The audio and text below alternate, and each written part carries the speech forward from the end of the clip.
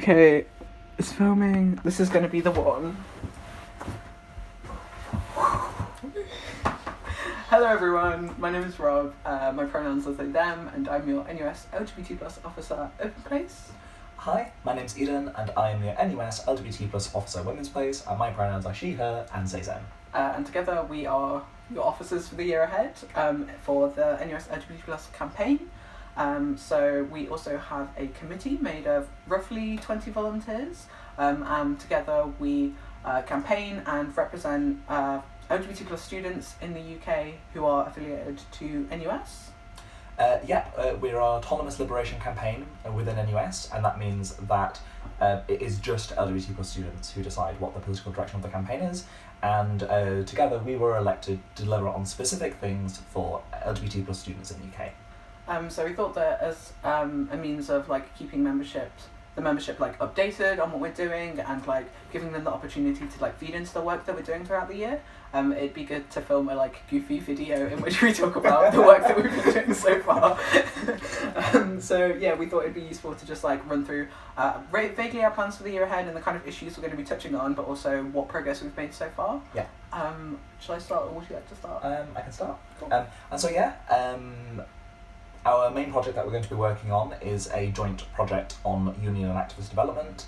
The main areas within that I'm going to be focusing on is adapting the NUS's Quality Students Unions framework, which if you're an officer in a students' union you probably know lots about, to basically build a programme to help LGBT societies become better so that they can compare themselves to other LGBT societies, see what works well, and so that we can become more sustainable, political and accessible communities. As part of this, I'm going to be doing some specific inclusions projects on the experiences of women in the LGBT+ community. As the Women's Place Officer, this is something that's really, really important to me. And we're going to be continuing some of the work that the campaign's been doing around interfaith and race equity, and we're going to be launching a specific race and faith inclusion project. Another thing that I'm going to be doing around this is visiting some of our students' unions that often feel a little bit neglected, and as such we're going to be doing a tour of the South Coast, which I'm really, really excited about. All that sun.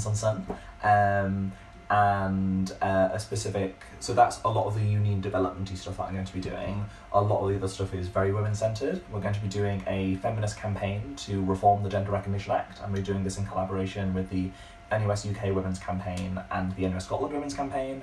We're going to be doing some action around the disappearance of lesbian, bi, women's spaces.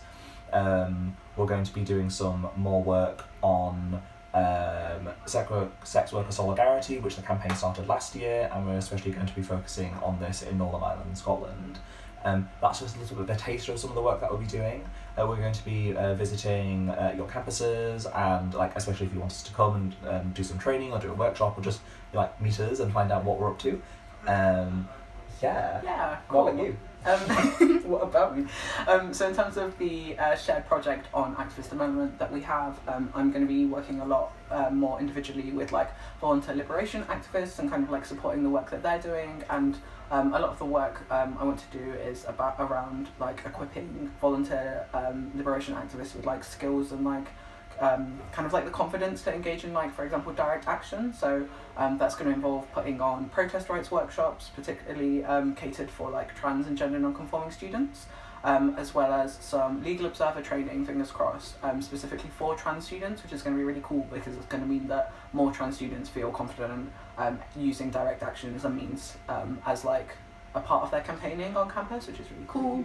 As well, within activist development, something that there's been a lot of need for is specific trans representation on campuses. And so what I've been working on at the moment is creating a booklet for trans student student activists to kind of win the arguments for getting trans officers in their unions, because a lot of unions have LGBT+ officers but don't have trans officers. So that's something that I'm putting together at the moment.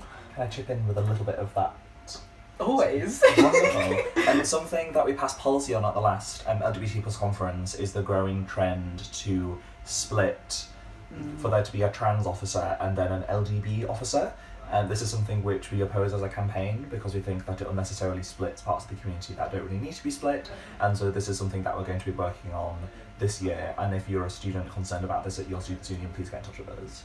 Sorry for that. Like, no, that's very useful. Yeah. That's very useful. Cool. So yeah, that's a lot of the activist development stuff that I'm going to be doing. I'm also going to be doing some stuff around further education, as I have a further education background. Like when I first got involved in NUS, it was from my FE college. So if you're in FE and watching this, like pop us an email, etc. That'd be really cool to talk to you. My other two priorities are Pride and sexual health. So for Pride stuff, that covers like a whole host of things, from supporting alternative community-led prides that are organised by students, to doing some political education stuff around like the history of Pride, and particularly like the whitewashing and pinkwashing that we see at Pride events increasingly, and like the commercialisation, etc., and how to like practically counter that within our student communities. What else am I doing on Pride? And then we're also going to be doing a workshop tour / panel tour. We haven't quite figured out what we want it to look like yet. Like covering those issues so that we can really bring them right onto your campuses and like proper have those conversations about how they can directly relate to your student groups. So then my other priority is sexual health, particularly doing a lot of stuff around chemsex, which is really exciting. So we're going to be doing a chemsex kind of like action campaigning type week, which is very much in the planning stages at the moment. But I know this is something that a lot of student groups have been working on. So again, if this is something that you're interested in getting involved with, like pop us an email. I'd really love to talk to you about it. And then also some stuff that we're going to be doing for sexual health, specifically centres trans students and the needs of trans students when accessing sexual health services. Yeah, I think that might be it. That's a very brief summary of our plans for the year, but there's like lots of more things. Yes. And I think the final part of the video is just talking about what we've been up to in the past few months. Do you want to go first or should I go first? I think I'm happy to go first. I'll go first. Definitely going to forget stuff. But obviously for the first month or so we had kind of like an induction period, as we're both new officers in NUS and have never been like sabbatical officers before, so that's really exciting but also quite terrifying. So we had an induction period and have been kind of like getting to know the ropes in terms of the organisation, what it's actually like to organise full time as an activist. Like that's been really strange. And then in terms of the nitty gritty of like what I've been doing as an officer, in terms of, like I said, with the sexual health project, a lot of that is in the planning stages at the moment, so contacting other organisations who have done work on this. Like there's loads of really incredible LGBT plus charities, for example, that have done lots of stuff around chemsex that we definitely want to like integrate into any resources that we're putting out on this issue. For the activist development stuff, again, I've been doing a lot of communication with organisations like Green and Black Cross about how we can properly like facilitate those workshops happening and making sure that it's like the most qualified people, or like this is the best people giving the best content to students, so that we're not giving them like crappy like I was like, can I say crappy? I can say crappy, like a crappy workshops. We want them to be like really good and really useful for student activists. We can't give out information that's going to put students in danger in the end. It's the like fancy way of saying it. What else with activist development? We have been looking into options for co-opting a further education rep onto our committee, because unfortunately at our conference that position wasn't filled, but I'm really excited to say that we've had lots of interest, and so we will have further education representation, which is like very catchy as a phrase, on our community soon, which is really good. In terms of Pride stuff, sorry, I'm scared. I feel like I'm talking too much. No, it's continue. It's fine. It's fine. You've been up to a lot. Okay, cool. In terms of Pride stuff, just yesterday actually we had a really good meeting with Student Pride, and about how we can work together to ensure that kind of like we can collaborate in ensuring that our values are being like presented in their event, and how we can like work together and collaborate throughout the year, which is really, really exciting and really glad to see. And also, as it has been Pride season, I've been like marching with a couple of different student groups, for example in Bristol, and also supporting some like political education and direct action through resources, essentially, as a campaign throughout the Pride season. We were at Trans Pride Brighton. We were at Trans Pride Brighton. That's another thing. And that was really cool. And we like distributed some resources there, and that was really exciting. You organised some events as well. Oh, I did. Go on. Oh, I hate this. So in Manchester, I obviously was instrumental in the organising of our first ever like free Pride. Well, not first ever, but our group organised like a free Pride, which was like community led, accessible, etc., which was really fun, and that's going to be useful in shaping some of the resources we put out into like how you can run your own free Pride event. And I also in Pride season was invited to the like co-host the Sparkle Trans Students meetup, which was really fun as well. But that's definitely not everything. There is more things, but I don't want to just talk at you. I will hand it over to Eden. I'm going to talk to you instead. And so first of all, I have to say that like working with Rob has been an absolute pleasure. We're actually like really good as a team because we're very different and very good at different things. For sure. And so like starting was really, really exciting and a little bit abrupt because on one of my very first few days of the job, I was interviewed on BBC Radio 4 about a project that was involved with at Sheffield University, which was some LGBT plus only halls. It's something which a lot of students' unions have actually expressed an interest in, and so if you want to get in touch, please email the campaign. We'll be putting some information in the tweet that we send this out with. And that was really interesting. We've seen a really interesting reaction to that. I think especially in the cis-het media, and we're interested in having conversations about that on your campus. We were at an event called Students' Unions, which is basically a huge meetup event for people who have been paid, elected to represent students in their students' unions in a paid position. And we did some really amazing workshops for that got some really good feedback, especially on supporting grassroots activists, and that was one that Rob led. We've done some stuff about embedding liberation in your students' union, which was led by myself and Sarah Lasoy, the NUS UK Women's Officer. And that has been some really, really exciting work. A lot of students have student officers have felt that was really useful for their work, and as such we are always willing to come to a students' union and help your SAPs figure out how they can implement LGBT plus inclusion into their work. Some of the training that I've been doing around that has been in Scotland. I have to say I'm in love with Scottish students' unions. You're always in Scotland. I'm always in Scotland. I love Scottish students' associations. I gave some really, really good training at Aberdeen, and that was really appreciated by the officers there. For the Gathering, which is a meetup for Scottish activists in Scotland, I visited three students' associations in one day, and that was absolutely amazing. Special shout out to Edinburgh College. You have some really, really good officers there who are really keen to do stuff.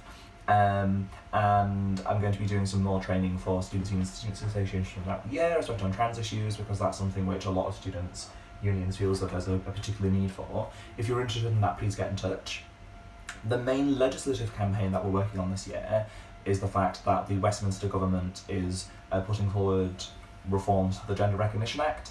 The Gender Recognition Act is a piece of legislation that lets trans people legally change their gender. It's applicable to students living in England and Wales, and we have developed and distributed some guidance on how we think that students' unions and students should respond to the consultation along the lines of a demedicalised and free self-declaration system, which also includes support for non-binary people. And that's been really exciting. It's going to be the main piece of work that we're doing, which is Parliament facing this year, and so if your students' union hasn't already responded, you can go to nus.org.uk/DRA to find our consultation responses. Something else which I've been working on, which is really, really exciting, is a democracy review of the campaign. Basically, it's my view and the view of a lot of people in the student movement that we don't effectively communicate enough with student activists and students' unions about what we're doing, and therefore I want to make sure that our campaign is much more open, much more transparent, and that students feel much more able to get involved in the campaign. We don't want you to just be a student activist who is only involved in your students' union. We want you to be able to see yourselves as NUS LGBT plus campaign activists, and you don't need to be elected to a committee to be able to do that. And we've got some really interesting meetings coming up. One of the things which we weren't expecting to happen because we weren't really involved in that part of NUS, but has been really, really interesting, has been Totem. It is the relaunch of NUS Extra, and there was a whole team dedicated to it in NUS, but what we're really excited about is that there's the potential to do some LGBT plus specific activity. Obviously, because it's sensitive, we can't talk about exactly what that will be, but we've got some meetings on hopefully be launching within this year some specific projects with that, and that's really, really exciting. Really cool. It's honestly I didn't think I would be excited about it, but I am. Definitely likewise. It's been a really interesting time in NUS. And what else have I done? I'm just trying to think.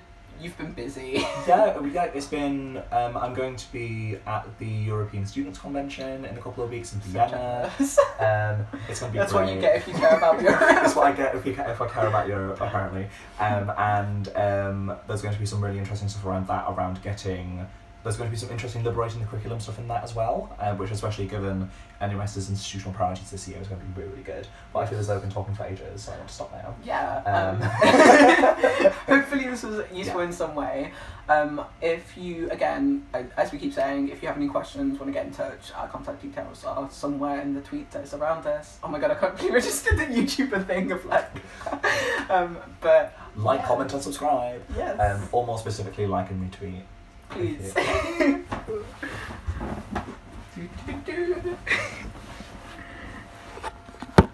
Now it's going to turn out like we were recording.